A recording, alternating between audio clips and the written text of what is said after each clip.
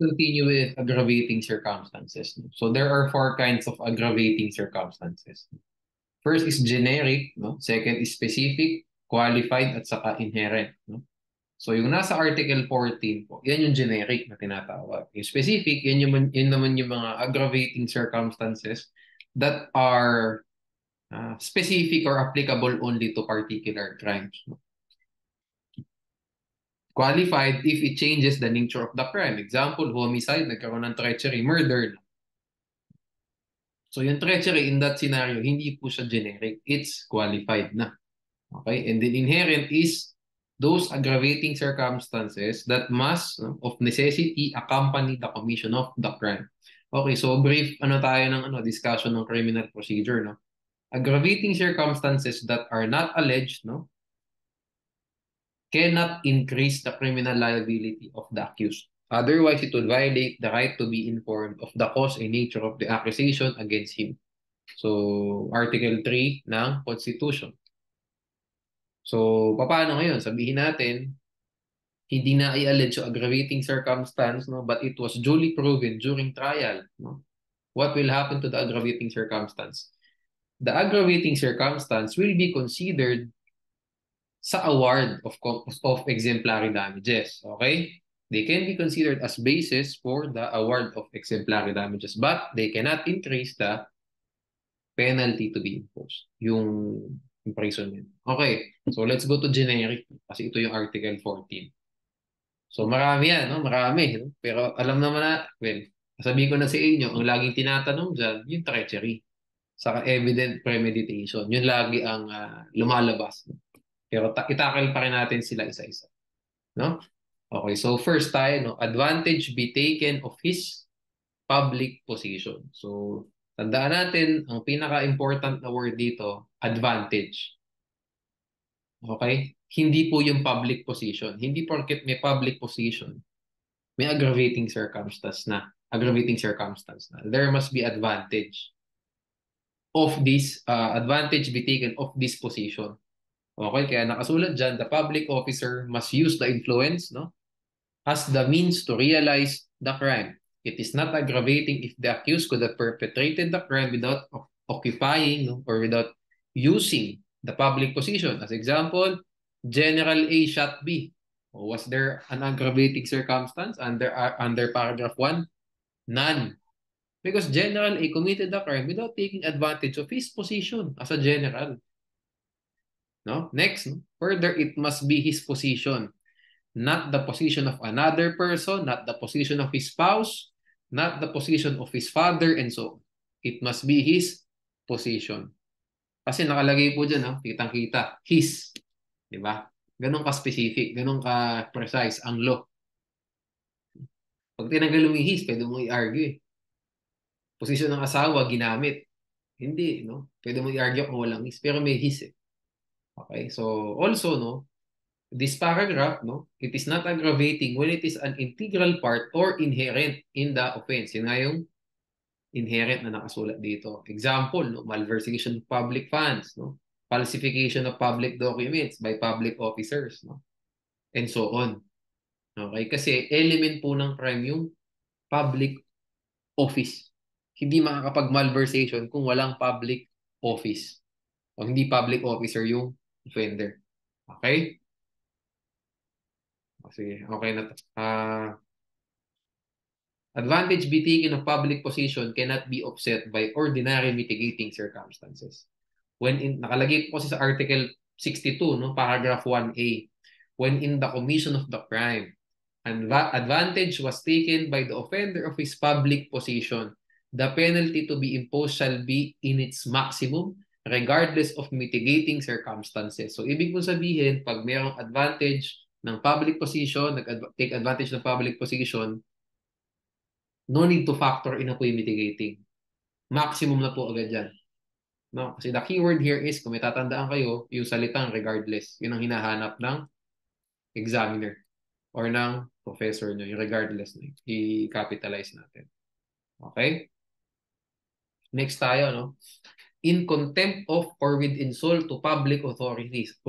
Ano ang pinagkaiba ng una sa kaso pangalawang aggravating? Yung una po, ang offender, public officer. Yung pangalawa, ang offender, hindi public officer. This offender insulted a public officer. Okay? Yun ang pagkakaiba po. No? So, tingnan natin yung elements ng requisites. Sa second paragraph, the public authority is engaged in the exercise of his function. Hindi pala paragraph. Second, aggravating circumstance. Kasi listahan lang pala to. Wala palang paragraph. Yung second aggravating circumstance. No?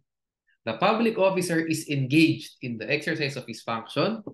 The public authority is not the offended party. Hindi rin po siya dapat yung offended party.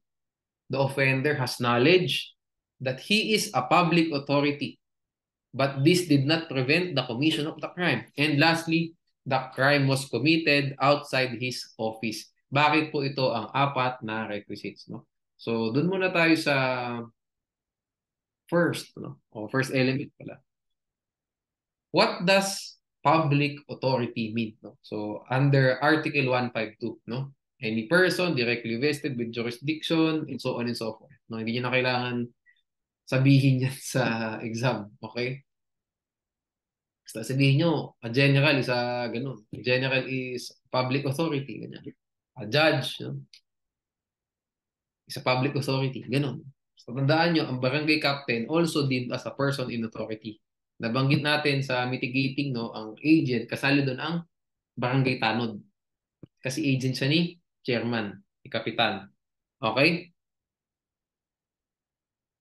Sorry, hindi pala, pag pala general, hindi pala kasali.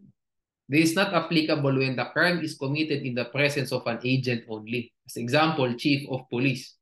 Kasi nga pala ang police agent. So pag general pala, hindi nga kasali dito. Okay? Public authority kasi, it means hindi agent. Lahat ng kapulisan, agent po sila lahat. Kasi lahat sila law enforcement officers. So mga judge to, congressman, mga ganyan. And so on. Okay? So, next element tayo. Anyway, di naman kayo dito tatanungin. Hindi po dito lalabas yung tanong. Kasi malamang public authority yung in the presence of the public authority yan. Ang usual na lalabas ang tanong no, nasa 2, sa 3, saka sa 4. Andito. Why? Kasi po yung second, yung third, at saka yung fourth element o yung fourth requisite na to, 2 to 4, meron po kasing related na mga ibang aggravating circumstances dyan. Simulan natin sa pangalawa. No? The public authority is not the offended party. Bakit po nakalagay yan? Kasi if the offended party is the public authority, papasok po sa pangatlo.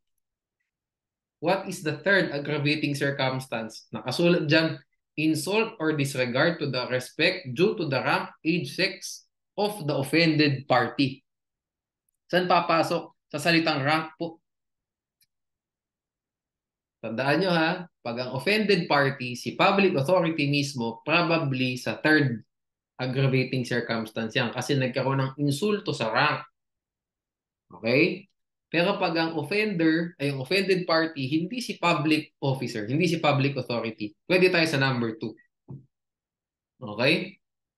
May interplay, di ba? So, kailangan basa-basa po ng caudal palagi. Para hindi kayo malito, para lagi niyong maisip, lagi niyong maisaulo yung mga ganyang correlation. Kasi nasa isang article lang naman.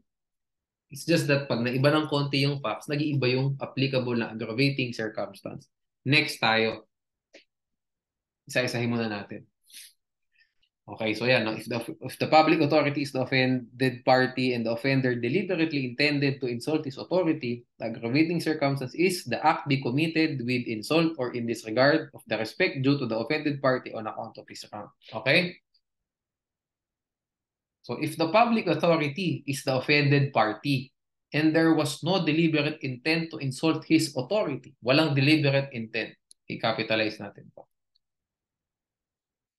There's no aggravating circumstance. Wala. Okay? O, next tayo, no? Next requisite, no? The offender has knowledge that he is a public authority but his presence did not prevent the offender from committing it. Okay. If the offender does not know the identity of the public officer or the public authority, there is no aggravating circumstance. Bakit po? Kung walang knowledge, bakit walang aggravating circumstance? Because there is no intent. There was no intent to insult him. Hindi niya alam eh. Diba? Now, next tayo. If the offender knows the identity of the public authority but does not know that he is present, hindi niya alam na nasa vicinity si mayor, nasa vicinity si consi, nasa vicinity si governor, hindi niya alam. Kilala niya si governor. Hindi lang niya alam na andun pala sa vicinity. May aggravating circumstance ba? Wala pa din po. Same reason. Kasi there's no intent to insult. Hindi naman niya alam eh. Diba? Ganun ang ganun ang, kaya dapat alam na alam niya yan. Kasi konting twist lang nagbabago yung sagot. Nagiging yes, nagiging no. O last tayo, no? The crime was committed outside his office. If it was committed inside the office of the public authority, the aggravating circumstance ito is the crime was committed where public authorities are engaged in the discharge of their duties. Sa paragraph, sa number 5, fifth aggravating circumstance, yun yung sa yung chief executive dyan, or in his presence, palace of the chief executive, or in his presence, or where public authorities are engaged in the discharge of their duties, or in a place dedicated to religious worship. Doon tayo papasok doon sa where they are engaged in the discharge of their duties. Kasi inside the office. Pag outside the office, goods ang paragraph 2. Okay? Ang number 2 pala, paragraph na nalilito. Number 2. Pag inside the office, number 5. Pag outside, pwedeng number 2. Assuming na pasok po lahat ito. Engage, not the offended party, may knowledge, hindi na prevent, at saka outside the office. Okay. So, ganun po, no? Para malaman nyo, para maalala nyo, no? Yung mga requisites, mga elements ng kahit anong law, no? Kahit anong topic, kahit anong law, kailangan binibigyan nyo po ng kahulugan yung each sa listahan. Okay, wag niyo lang, okay, sige, get ko na yan, no? Kasi naalala ko yung, naalala mo yung, na yun, no? Yung item na yun. Hindi gano'n. Wala kasi dun yung mastery. Wala dun yung recall. Bigyan mo ng isang linggo yung sarili mo, makakalimutan mo na yan, for sure. Kasi hindi mo nilalaliman yung pag-unawa ba, kumbaga, sa aral, no? Kailangan, you need to check, no? You need to determine the reason why. Why is this a requisite? Why is this an element? Once you know the why, you will always know the what or the who. Tandaan nyo yan. Pag nag-aaral kayo, ang surface lang naman kasi the what and the who. Who is liable? What is his liability? What is his penalty? Surface yan. If you want to dig deep, you need to know the why and the how. Okay? Doon mo makukuha yung mastery. Aside to sa mga tinuturo ko na yung mga illustrate, di ba? You need to give examples, you need to create examples for yourself, etc. Ito yung isa, saka isa ko pang ginagawa pag may listahan na mahaba, yung mga subgroup ng mga common items together. Saka nakita mo yung common characteristic nila. Dito tayo sa mas basic. Tandaan nyo what and who, surface lang yan. Basic pa lang yan. If you want to retain it, you need to know the why and the how. Why is this enacted? Or why is this the provision that was enacted by the Congress? How does this work in real life? How does this relate to other circumstances? How does this relate to another provision of the law? Yun. Once you do that, once you can do that, once you know that, hindi nyo makakalimutan yan. Okay? Sige. Let's move to the third circumstance. No? Nabanggit ko na rin kanina. No? Insult or disregard to the respect due to rank, age, sex, or in the dwelling of the offended party without provocation by the offended party. Actually, ang pinaka-important dito yung last. Dwelling ang pinaka-important dito. Kasi ito, madalas nangyayari. Okay. So, yun ang highly applicable in real life. Kaya dyan din kayo matatanong normally. No? Okay. So, this paragraph only has one aggravating circumstance. What do we mean by this? Sabihin natin, matanda na, yung palang sex, ibig sabihin po nito babae. female sex ang ibig sabihin niyan. So, paano pag halimbawa, presidente ng, matandang presidente ng Pilipinas tapos bukal ng presidente. Matandang senadora ng Pilipinas. Senadora, matanda na, no? 70 years old na senador na babae. Pasok yan. May rank, may age, may sex. Tanda, babae, mataas ang ranggo sa lipunan. Considered lang po as one aggravating circumstance. Sabihin natin, the offender deliberately intended to insult, to offend, to disregard this person's rank. Wala akong pakialam kahit senador yan. Ganyan. Kahit matanda, kahit na anong gender, kahit anong sex, I don't care. Sabi ganun. I deliberately intend to insult her. Ganun. Still po, one aggravating circumstance lang. Okay? Kung sinaktan siya, binaril siya sa loob ng bahay niya, still one aggravating circumstance. Okay? Kahit na mukhang apat yan, isa lang po. Okay, so tandaan natin ha, people versus mangsant. Tama ba ito? Na typo o mangsat to. Anyway, in this case, no, it is necessary to prove that in the commission of the crime, the accused deliberately intended. Tandaan nyo ha, kailangan may deliberate intent. Deliberate intent, tama bang sant nga, no? Deliberate intent must be shown. Malamang kasi ano to, criminal to eh. Diba? So dapat may intent talaga. No? May intent po namang insulto. May intent namang disregard. Okay. Yung dwelling guys, wala pa lang deliberate intent to. Or in the dwelling. Hinati, no? Basically, iba yung clause. Okay. Let me check this again. Oh yeah, that it is that the act be committed with insult or in disregard, no, of the respect due to the offended party on account of his rank, age, or sex. Tapos tingnan nyo ha, hinati yung clause. I hope pag nag-aaral pala tayo, pag nag-discuss tayo together, you need to have your codal video palagi para di kayo nalilito, di kayo naliligaw. Okay? Or that is be committed, or that it be committed. Hinati, di ba? Di ba? Hinati siya. Kasi may inulit to. That the act be committed, or that. So, hindi po kasali sa insult, disregard yung dwelling. Kahit na alang insult, walang disregard, basta sa dwelling. Okay? Aggravating. Okay, so balik tayo, no? Rank, age, sex. What does rank mean? There must be a difference in the social condition of the offender and the offended party. Abi, pag parehong general yan, parehong senador, wala pong insult or disregard to the respect due to rank, etc. Parehong konsihal, wala. Kasi walang difference in the social condition of the offender and the offended party.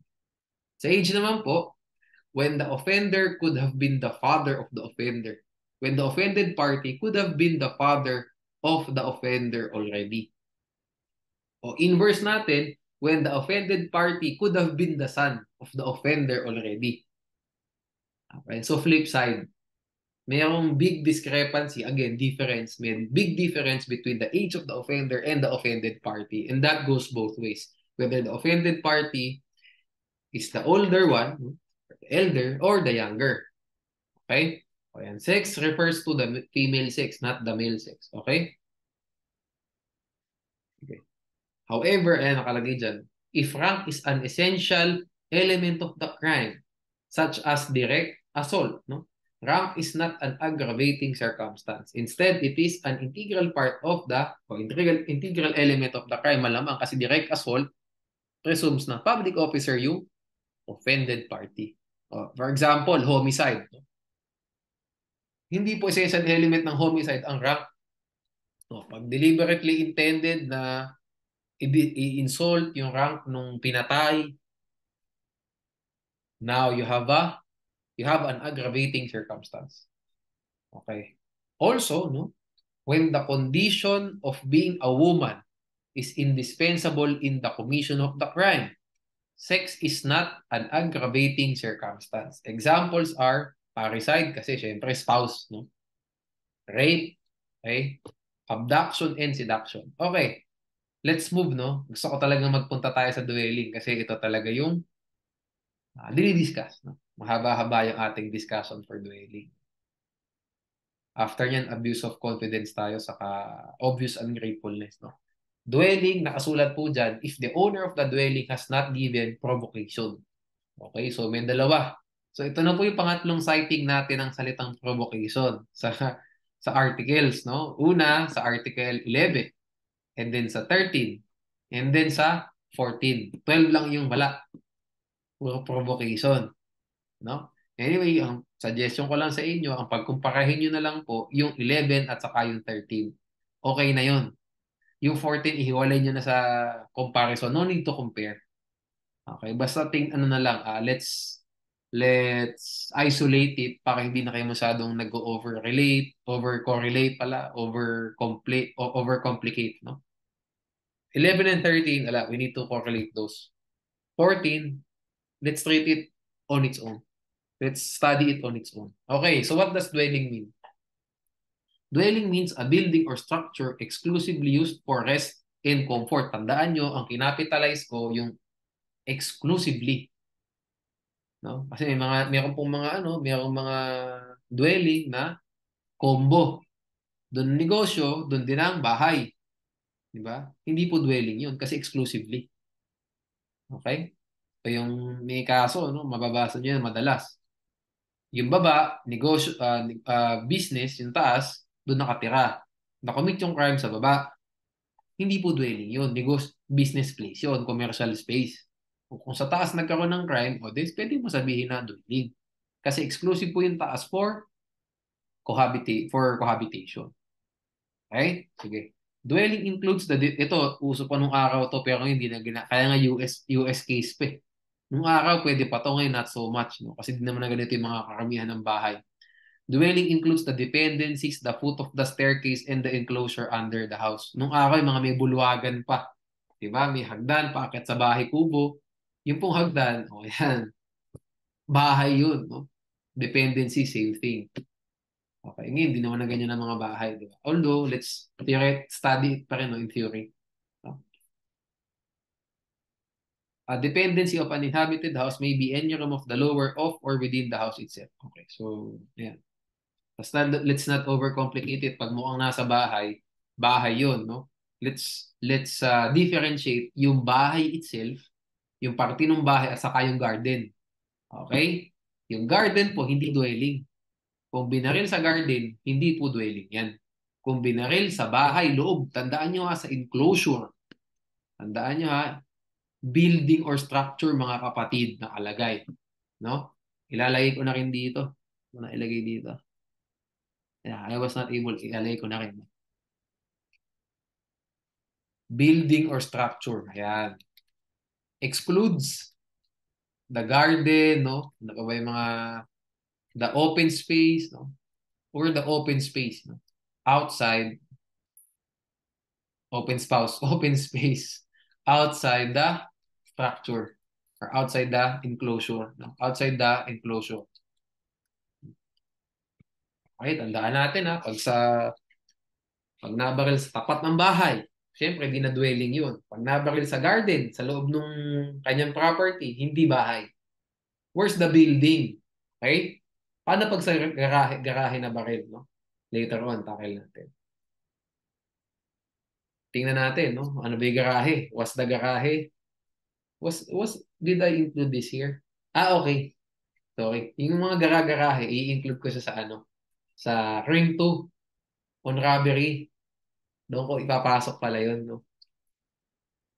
Pero ang nasabi ko sa inyo, we need to differentiate.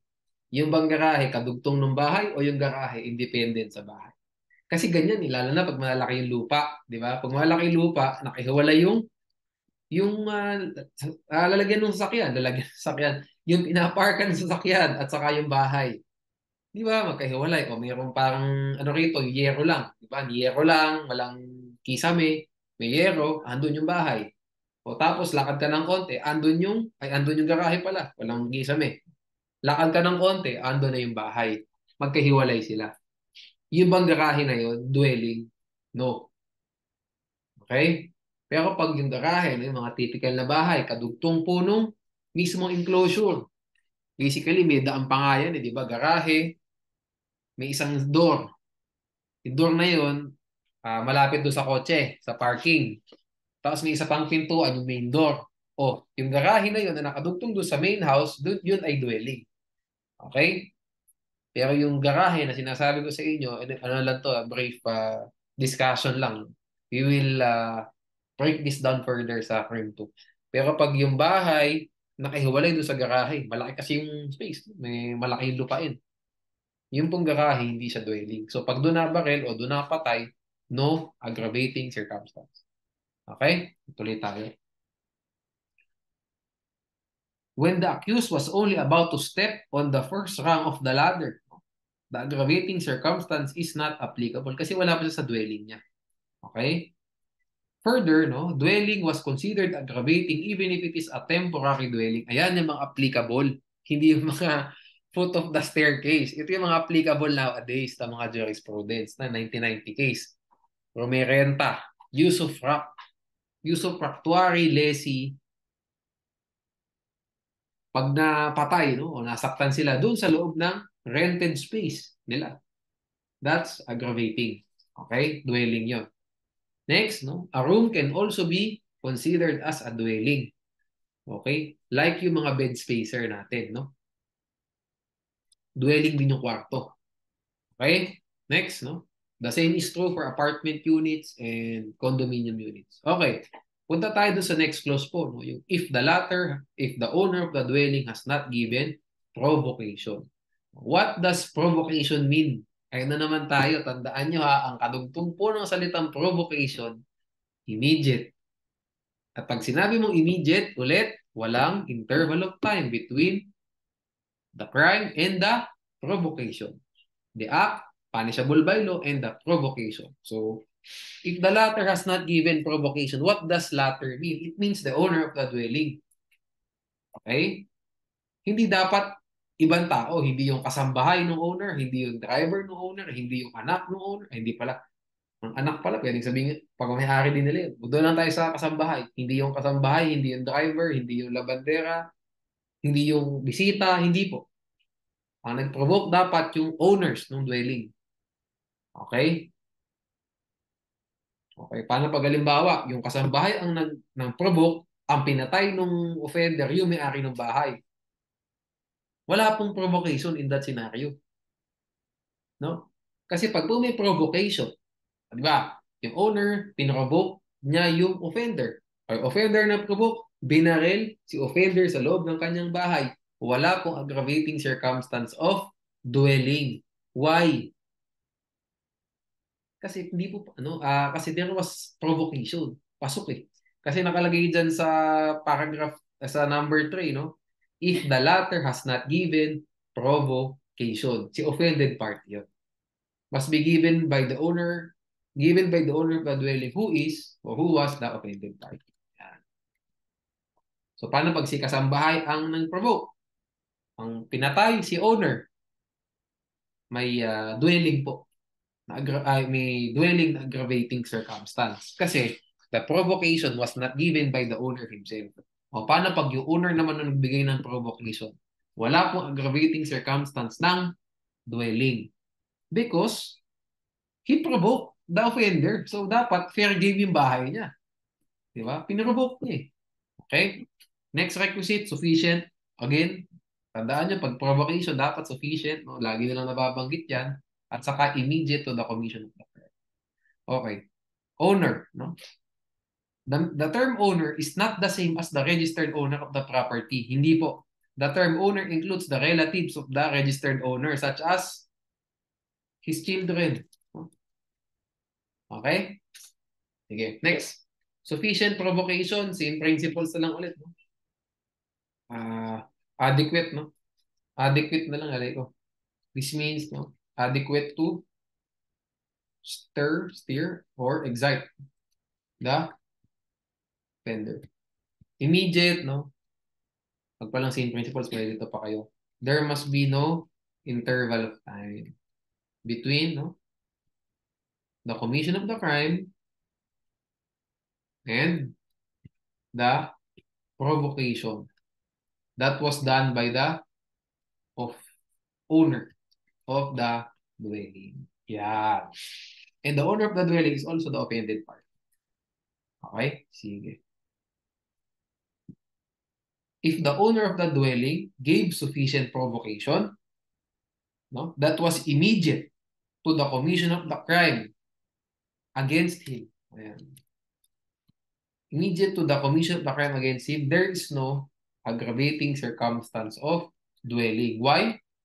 If the offender was sufficiently provoked by the offended party, owner, offended party, he has no intent to violate the sanctity of his home. Wala siyang intent. Kasi pinrovoke mo, kaya lang siya nanakit sa loob ng bahay. Not because he intended to violate the walls, the sanctity of the home of this person, but because he was provoked. Okay? Next, no? Ito yung mga mas contentious na mga pwedeng itanong sa inyo. No? Even if the offender did not enter the dwelling, the circumstance applies. No? Example, it is enough that the victim was inside the house when attacked. As example, ito, the trigger man fired a shot from outside of the dwelling while the victim was inside the dwelling. May dwelling pa rin po. Hindi kailangan parehong nasa loob ng bahay yung offender at saka yung offended party. Next, no? Even if the killing took place outside the dwelling, it is still aggravating if the commission of the crime began in the dwelling o di hinabol ng itak sa mula sa loob palabas. Dwelling pa rin. Next, no? When the deceased had 2 houses, mayaman siya, no? Marami siyang bahay. The commission of the crime, no, in any of these dwellings, in any of these houses, no, is attended by the aggravating circumstance of the dwelling. Hindi po ibig sabihin ng dwelling dito, domicile, no. Kasi ang domicile, isa lang dapat eh, di ba? Dwelling po in this case, generic sense po na bahay. Maraming bahay, maraming pwedeng aggravating dyan. Maraming pwedeng maging aggravating. No? Maraming instance na pwedeng maging aggravating kahit sa ang bahay mo dyan. Okay? Dwelling is aggravating in abduction or illegal detention. Example is the offended party was grabbed from his dwelling. Doon kinuha, doon dinampot, tapos pinakbo yung offended party. May dwelling. Okay? Treachery and dwelling can coexist. Why? Kasi hindi naman laging ang treacherous act ginagawa sa loob ng bahay. Pag ginawa mo sa loob ng bahay, coexist. Binarel without any opportunity to defend himself, binarel sa loob ng bahay. They can coexist. Dalawa ang aggravating. Okay? Last tayong principles, no, for aggravating na dwelling. It is not aggravating when both the offender and the offended party are occupants of the same house. Bakit? Kasi nga no intent. How? There's no intent to violate the sanctity of the home kasi pareho silang taga dun eh. Diba? Next. In trespass to dwelling, dwelling is not aggravating kasi integral element. Kalagay na nga sa facts, sa crime eh. To dwelling, di ba? So, di siya aggravating. It's inherent. When the robbery is committed by use of force upon things, dwelling is not aggravating, same reason. Kasi essential element po ang inhabited house ang nakalagay dyan sa crime 2. Robbery in an inhabited house. Pasok, no? So, integral element po siya. Ang generic word for that, sa lahat ng mga robbery, inhabited, uninhabited, mga ganyan, in public place, and so on. Ang generic word po dyan, o generic crime na tawag dyan, is robbery by use of force upon things. And then, we go specific, inhabited ba, uninhabited? Pag inhabited, essential element. Meanwhile, guys, no, tandaan nyo to, people versus Mesias, no? Aggravating po ang dwelling if the robbery is with violence against or intimidation of persons. Bakit? Kasi nakukomit mo yung robbery with violence against or intimidation of persons, hindi naman kailangan nasa loob ng bahay. Hold-upan sa labas ng bahay. Robbery yun with violence. Pero ang robbery in an inhabited house, you cannot commit that in a place other than the house na inhabited. O, di ba? That's the difference. Okay? Further, no, it is aggravating in robbery with homicide because this could also be accomplished without violating the dwelling of the victim. Kasi nga, violence din naman to. Mas matinding violence. Homicide pa. Okay? So, I hope you're able to understand this one. No? Dwelling. Tandaan nyo, kung meron kayo ima-master dito sa first 1 to First three items, no? First three items sa Article 14, dito kayo mag-focus sa dwelling. Okay? So may dalawang possible na pwedeng paglabasan ng tanong dyan, no? Probably tatlo. Una, what is a dwelling? Okay, next. What is sufficient provocation? And who must give this provocation? Okay, so one cluster yon. Second question. The third is this one, no? Napaka-important to kaya ko pala binol, no? What kind of robbery was committed? Was it robbery by use of force upon things or was it robbery with violence against or intimidation of persons? Robbery with violence, robbery with homicide na yan. Doon po ikot ang mga katanungan. Okay? So move tayo, no? Move tayo to the next aggravating circumstance.